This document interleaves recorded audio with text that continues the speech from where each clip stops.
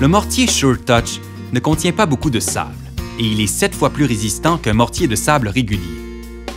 Pour vérifier si votre mortier est prêt à être lissé, vous sentirez une mince couche de peau se former à la surface du mortier, un peu comme une peau de saucisse.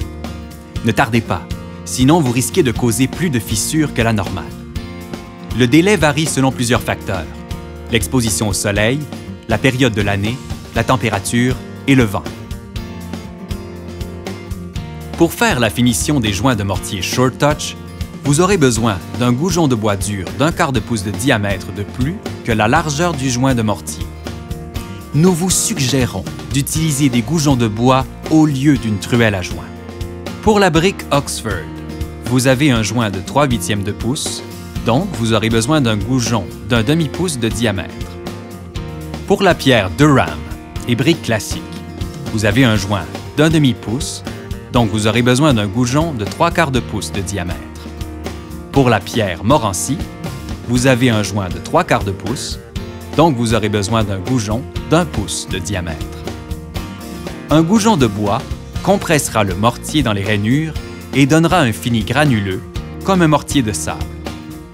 Vous aurez également besoin d'une truelle de type langue de chat pour faire les extrémités de joint autour d'une ouverture, d'une brosse blanchissoise pour nettoyer à la toute fin, d'une perceuse et mèche à brasser, d'une pelle à mortier. Pour la finition des joints, vous commencez là où vous avez injecté, dans le même sens.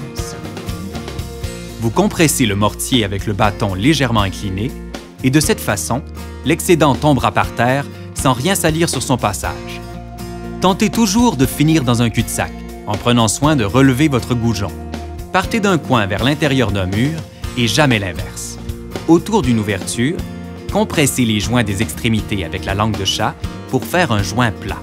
Cela vous donnera de plus beaux joints de calfeutrant à la finition. Vous passez partout une première fois pour bien compresser et dégrossir les joints. Vous passerez une deuxième fois pour faire la finition, c'est-à-dire donner un beau fini uniforme et corriger les intersections. Si vous avez mal injecté le mortier, vous aurez, lors de la finition de ces joints, des interstices autour des pierres, des manques de mortier aux intersections et probablement beaucoup plus de fissures que la normale. Laissez sécher au minimum 1 heure, puis vous passerez avec précaution la brosse blanchissoise qui enlèvera les surplus et la poussière.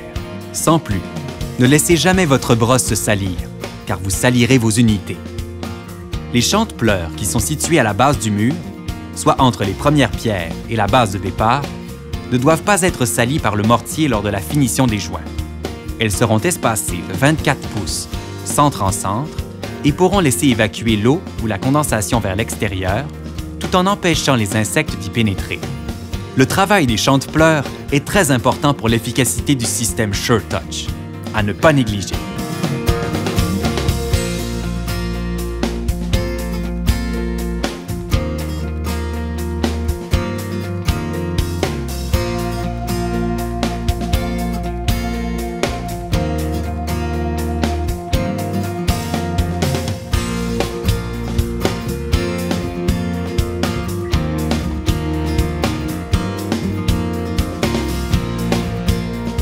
Une brique d'argile ne respecte que rarement une dimension précise. Alors vous aurez parfois des joints serrés, parfois des joints larges et d'autres fois des joints normaux de 3/8 de pouce. Un goujon d'1 demi-pouce fera l'affaire. L'argile est foncée et est très perméable à l'eau. Alors ne la salissez pas et prévoyez que les joints sèchent beaucoup plus vite que les pierres ou briques de béton. Pour que le système soit monolithique et solide pour plusieurs années, le système SureTouch requiert des joints d'1 pouce et quart de profondeur et des joints d'une largeur de 3/8 à 3/4 de pouce selon le type de pierre ou brique choisi. Nous vous déconseillons les joints en retrait car vous affaiblirez les joints. C'est la raison pour laquelle nous vous recommandons des joints ronds, combinaison entre un joint plat et un joint en retrait. Son apparence naturelle rejoint la texture de la pierre ou de la brique.